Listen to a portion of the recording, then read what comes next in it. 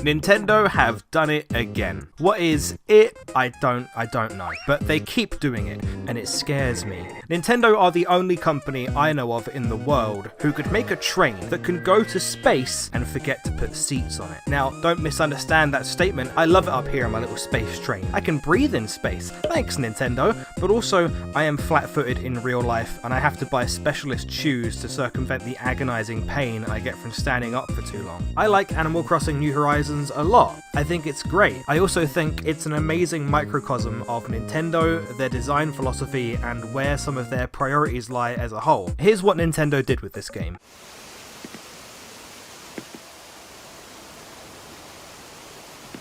I think Animal Crossing is the kind of game that doesn't get put under the critical analysis lens enough. We love to look critically at our big open world and single player narrative games, but what about a life sim? I think it could be really fascinating to truly analyse Animal Crossing and look at what makes it tick. And also, Gale is still on my island. She's been here since late March, and I've been trying to get rid of her ever since, and she's still here, which has got me wanting to deconstruct the game on a molecular level because god, I can just smell the cigarettes and broken condoms from here. So I suppose it's time to look into things. Too much. In Animal Crossing New Horizons, for the first time, you are capable of terraforming, shaping your island into a perfectly pristine, paradisiacal palace of your own personal projection. In Animal Crossing New Horizons, you can craft one piece of fish bait at a time. Here's footage of me crafting 9 pieces of fish bait as fast as humanly possible, doubled in speed.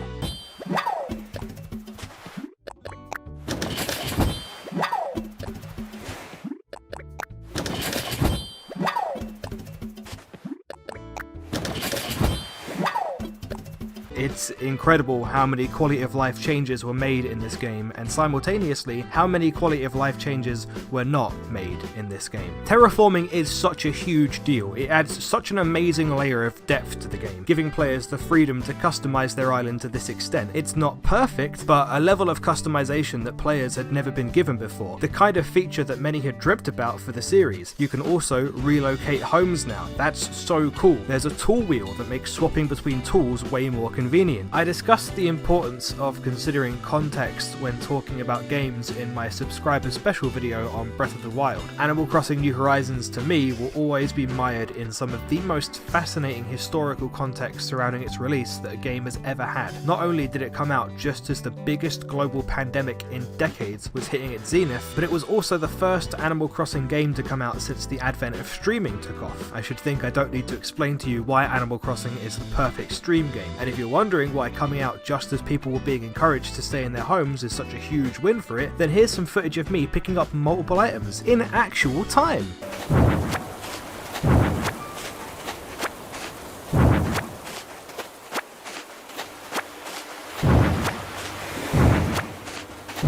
See, for all these quality of life changes I talked about earlier, there are two sides to this incredibly Nintendo-y coin. As mentioned earlier, you can only craft items one at a time, meaning that items like fish bait that you're often going to be wanting to make multiple of are a total chore. You have to re-press the same button every time to pick up an individual object, making things like de-weeding way more time-consuming than they need to be. These things probably wouldn't seem so egregious if other similar games like Don't Starve and Stardew Valley hadn't already been doing it right for years now, letting you hold the action button to pick multiple nearby items up one after another automatically, or to perform a single repetitive action like, say, swinging an axe, without having to re-push the same button every time. I really can't believe that an Animal Crossing game in 2020 doesn't have simple hold button functionality like these other games have had for years. Is it intentional? It must be. It surely can't just be an oversight. This is why I say that Animal Crossing New Horizons is a microcosm of Nintendo. It's a great game that does so many cool things and so many fresh things for its series. I haven't even touched on the crafting mechanic yet, which I think is a great and very natural addition to the series that gives you a lot more to do. There's such clear potential for this game to go even further, but for every tool wheel and terraforming mechanic, there's a tiny step forward that hasn't been taken, one that seems like it would surely be so easy to take. Beyond having to sluggishly pick up and craft every individual item, New Horizons wastes your time in a lot of meaningless ways. You have to wait for permission every time you use the island designer Designer app. If you drop items off after hours at the Nook's Cranny Dropbox, then every time the next morning you have to sit through the same animation of standing in place, hearing the Nook phone ring, answering the Nook phone, and being given the exact same dialogue about how they've put the money in your account. The amount is the only thing that ever changes. Whenever you want to move an island building, Nook will contact the character associated with that building and call them into resident services so they can inevitably accept with the exact same dialogue every time. If you try and use the airport with the Island Designer app open, there's this hugely unnecessary dialogue where Orville will tell you that he has to shut it down because you can't use it on other islands. You don't need to tell the player this and make them sit through this extra fluff. You can just make it not usable on other islands, and anyone with more than 2 brain cells will figure out, oh yeah, of course I can't change an island that isn't my own. In order to demonstrate Animal Crossing's unparalleled ability to unnecessarily waste your time, I'm not going to show relevant on-screen footage to accompany my next point. Instead, I'm going to talk about another point entirely over footage of me buying 10 Nook Miles tickets about as fast as I possibly can. Enjoy! This game's 2 steps forward, 1 step back theme is again on full display with moving buildings. Being able to choose where your villagers live and where most of your important buildings are is awesome. What's not awesome is how little control you have over who moves in and who moves out. Random villagers will automatically move in against your will very soon after a plot opens up. Maybe they'll look like this. That's not good. Maybe they'll look like this. Wow. Get a load of this guy, where's he moving from, Reddit? This incentivizes players like myself to stand at the Nook stop like so and spend inordinate amounts of time hoarding Nook Miles tickets so that we can play the Villager Lottery, going to an island hoping to find a new friend to invite before some absolute hashtag Argo takes their spot, and being inevitably disappointed with the monstrosity that stands before us. Go back, mash A through the same text boxes and loading screens, rinse and repeat. I don't totally hate the random nature of villagers that show up on islands and in the campsite, because if you could just pick all your favourite villagers from the start, then it would take away from a lot of the grind towards making your perfect island. The journey is often better than the destination, right? The high that you get from stumbling upon one of your favourites on an island or in the campsite is a hell of a thing, but I do think it's another one of those things that could stand to be just a tad more convenient. Maybe you get an option to say, I want to go to an island where a peppy villager is, and then you only have a chance to bump into a villager with the peppy personality type. I want to open my campsite to only jocks, or to only wolf villagers, or something like that. I don't want to entirely take away the rush that you get from spontaneously bumping into one of your favourites, but I think it's a matter of finding a good balance as far as your time invested into doing so is concerned, right? Should you give up on winning the Villager Lottery and some Ricky moves in, then good luck getting rid of him for the foreseeable future. Players have only recently learned through data mining what the optimal strategy for getting a villager to move out is. There's no actual options in-game to assist you with it, but that's not going to stop me, Gale. You can look at so many other Nintendo games and see similar trends of the company taking huge leaps forward, yet neglecting some of the most basic steps. Super Mario Party was going to be the first ever Mario Party with online play, but not online play in the traditional party mode on the actual boards. Oh no, you can only play online in this exclusive mode that has you playing 10 minigames in a row with other people. That's it. What the fuck? Super Mario Maker 2 was also going to introduce online cooperative play. That's a huge addition, but not with friends? At least not at launch. They added it in a patch that October. Whether they did so purely because of fan outcry or that was always the plan, it's really stupid either way. I mean, hell, the Switch itself is an amazing illustration of Nintendo's design habits. This is a home console and a portable console in one. It can be played both ways, and can handle some seriously demanding home console games pretty well on the go. That's an amazing feat of technology. We've never seen anything like it, and the Switch is an amazing console. But it's been out for years now, and it still doesn't have folders, themes, or achievements. The latter two of these, the Xbox 360 had, and that thing released in 2005. I was 8 years old in 2005. This is without mentioning the Switch's online service, which, I mean, Jesus, let's not even go there. I will say this, Animal Crossing New Horizons does waste your time with a lot of needless fluff, but this is a game that's designed to be a time sink. It's supposed to waste your your time. The things it does to pad itself out are often completely unnecessary, so I think it's a valid complaint, but I think it would be far worse if it were a different kind of game. It's not the worst thing about the game at the very least, we'll get to that in a bit. I've heard some people complain that there's nothing to do in New Horizons, or that they've already done everything. If that's the case, one, you're probably time traveling, in which case I don't really think you can complain about that because you're actively going against the game's design. All of the Animal Crossing games are clearly games that are meant to be played for a little bit every day. And two, I think you're kind of missing the point. Past the early game and paying off your loan, there isn't really an objective in Animal Crossing. Yes, the game at launch and at the start is more bare bones than any other Animal Crossing game, but that's because it's going to almost undoubtedly be supported with patches for a long time to come. What there is to do is up to you. You make your own objectives. For example, I've set myself on a mission to have my island comprised entirely of my favourite villagers, as long as they don't overlap in terms of species. So far, the success of said mission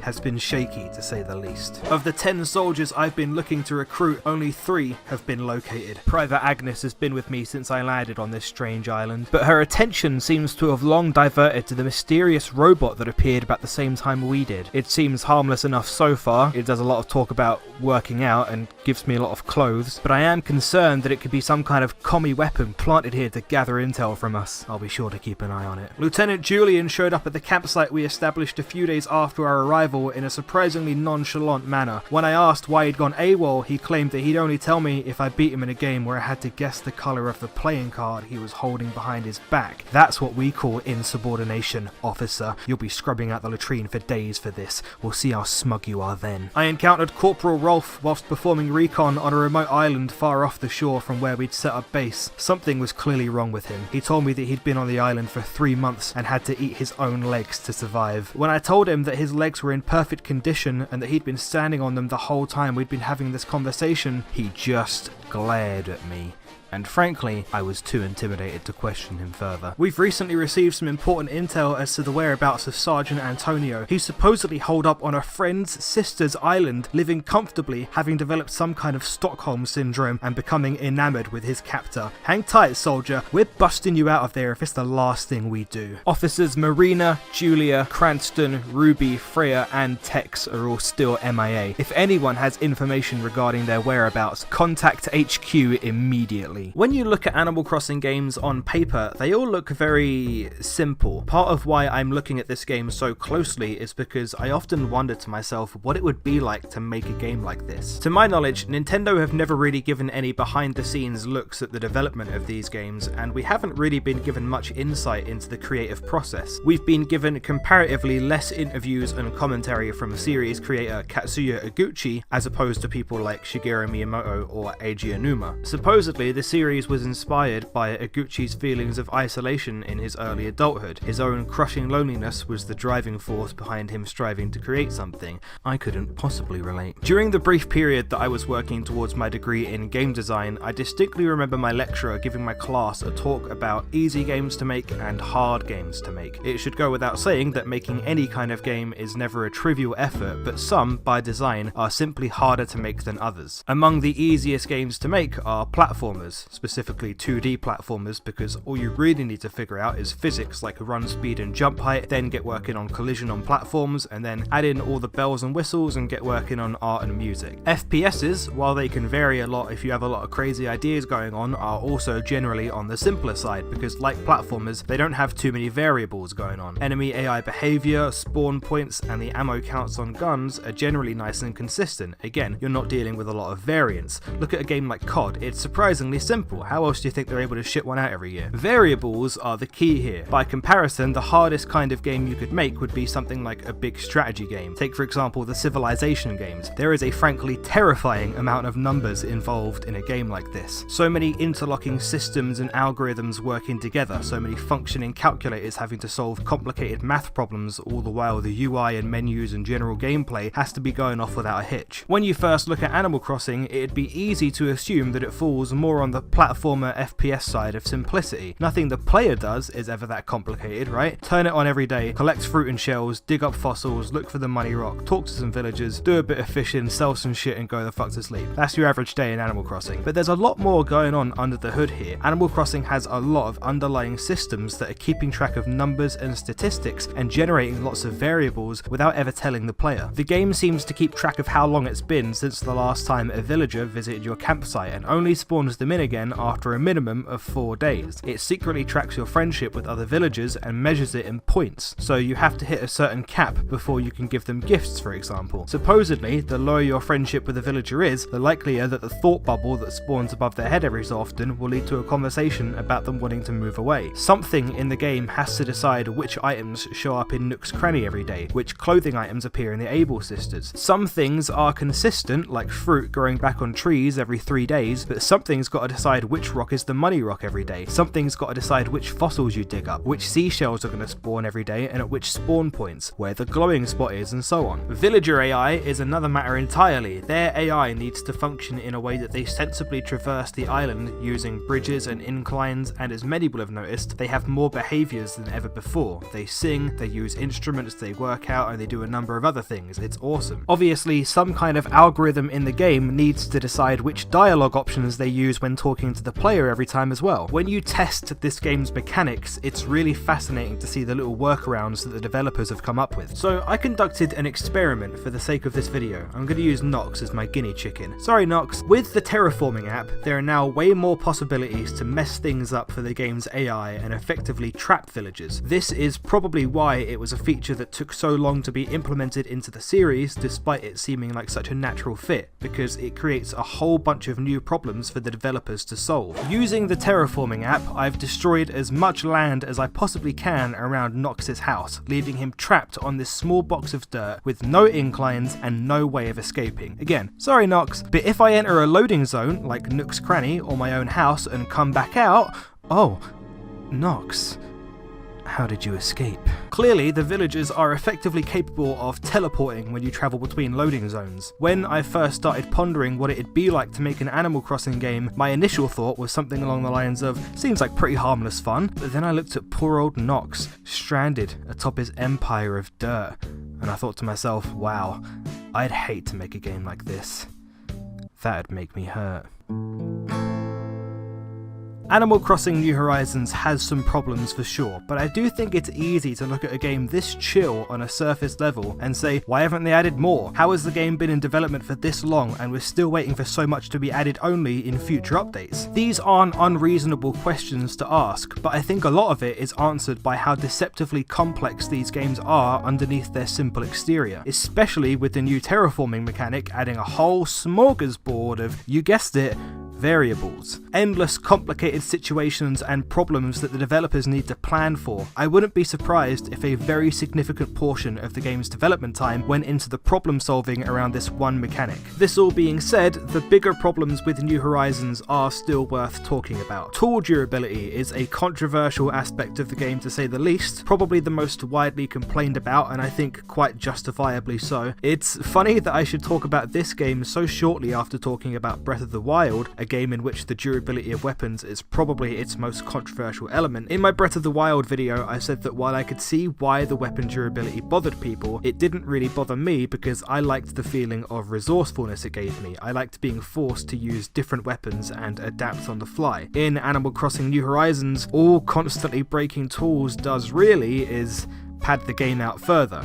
Strange. You could make the argument that it's not a huge deal because, as I said earlier, Animal Crossing is a game that's kinda supposed to waste your time, but not in meaningless ways. Constantly breaking tools really doesn't add anything to the game like Breath of the Wild, at least forcing you to use different weapons, because all you can do in New Horizons is make or buy the exact same tool again. I don't think unbreakable tools would be a good solution at all. It would completely destroy a lot of the game's fundamental loops, in particular crafting. All of a sudden, tree branches and iron nuggets and so many other crafting materials are a lot more useless. I think what fundamentally frustrates players about the low durability of tools is the unpredictability. You never know how much longer a tool has until it breaks, so every time it does, it just feels like an annoying inconvenience. If there were simply some kind of on-screen information or durability meter to communicate this to the player, I think it would feel a lot less frustrating. It's another one of those microcosm of Nintendo moments that you don't have the ability to see how much longer your tool has until it breaks, and there's no option, at least mentioned in-game, to fix it midway through, but you're allowed to skip Blathers' facts?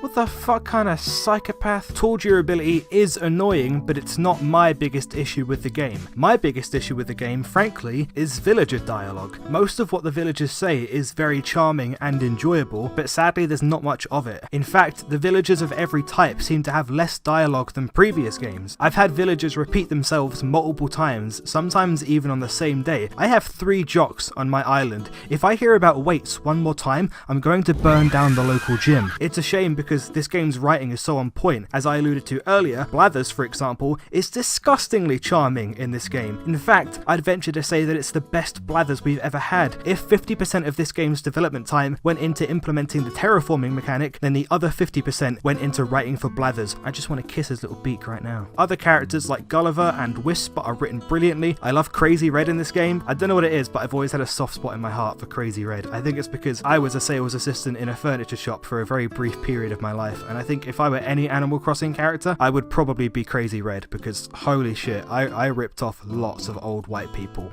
Big time. But yeah, simply for how good the dialogue is, it's a shame how little of it there is. The villagers on my island feel less like my friends and more like robots. No offense. Honestly, if there's anything I can have in a future update, if there's one thing I want more so than anything, more so than tool durability changes or general quickening of gameplay, I just want more villager dialogue added. These are games that you're supposed to be able to get immersed in, and every time I have villagers saying the exact same thing, it makes me feel like I'm seeing under the hood of the car, like I'm being reminded that this is in fact a game and I'm just seeing the inner workings of it. It's very immersion breaking. Due to a combination of the villagers feeling much more shallow and the introduction of the terraforming mechanic, this is an Animal Crossing game that makes you feel way more attached to your island than the people you're sharing it with. Is that a good thing or a bad thing? I don't know, it's just kind of different. I know that I'd love for the cranky villagers to be actually cranky again instead of just old people, but they've likely been toned down for the same reason that Mr. Rossetti's role in the games has been toned down dramatically, because they're angry insults, upset kids. I don't know why, I want to be insulted by these video game characters again. Is that weird? Yeah, it's probably weird. But I also know that the island you live on, starting out deserted, covered in weeds with only 2 villagers and resident services, gives the game a great sense of progression. Like I said, it makes you feel way more attached to your home than ever before, even if you're less attached to the people living with you. Watching buildings like Nook's Cranny and the museum develop over time due to your hard work and investment is very satisfying, as is watching the number of residents grow. Despite the game's glacial pacing in the early going, I really like the angle it goes for with having it start out so bare and letting you have so much stake in how it turns out. A lot of things come together to make this game feel more satisfying than previous games, which brings me on to my favourite thing about this game: Nook Miles. Now, far be it from me to praise a filthy capitalist, but I think Nook Miles are a great new mechanic that do a ton of good for the game. I've always liked Animal Crossing before New Horizons, but I've never quite gotten hooked on it like my friends have. I've always fallen off after a couple of months and stopped coming back to it as a daily thing, but New Horizons has kept me on, and I think that's largely because of Nook Miles. It gamifies Animal Crossing in all the right ways, because despite what I said earlier about making your own objectives in Animal Crossing, I have always wanted to feel like there was a greater purpose in what I was trying to do. Nook Miles rewards you for doing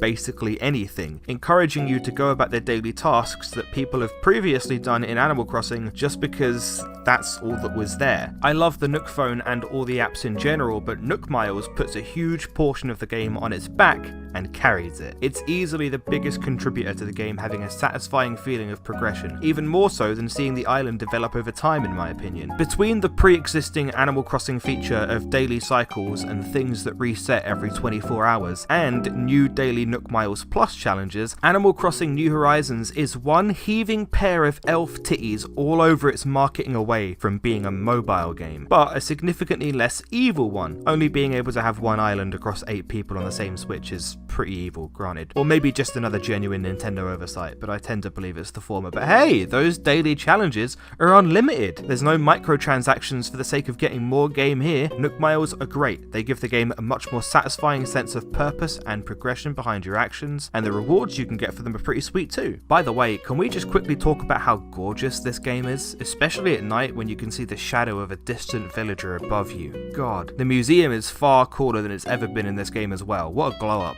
I know it might seem like I've spent more time talking about the game's negatives than its positives, but that's because I think a huge part of the reason New Horizons is so enjoyable to me despite its flaws are those Animal Crossing intangibles. Big sweeping new mechanics like terraforming and Nook Miles and some general quality of life changes have helped a lot, don't get me wrong, but Animal Crossing by itself just has so much intrinsic charm to it. Yet again, another microcosm of Nintendo. There are other games out there like Stardew Valley that for all intents and purposes do it better, but nothing does it like this one. The character designs, the music, the dialogue. I feel like I rarely ever hear people talk about Animal Crossing's adaptive soundtrack. Perhaps part of the reason that these games, even New Horizons, despite my issues with the villager dialogue, are so much more immersive than others of its kind is the way that the music gets quieter as you get closer to the beach and you get higher up, how it changes when it's raining or snowing. Hourly music in and of itself is very immersive and is almost always excellently done to match the mood of said hour of the day. In Animal Crossing Wild World, you can buy a cup of coffee from Brewster for 200 bells. This coffee does nothing. It has literally no effects whatsoever on gameplay in any way, and people still buy it.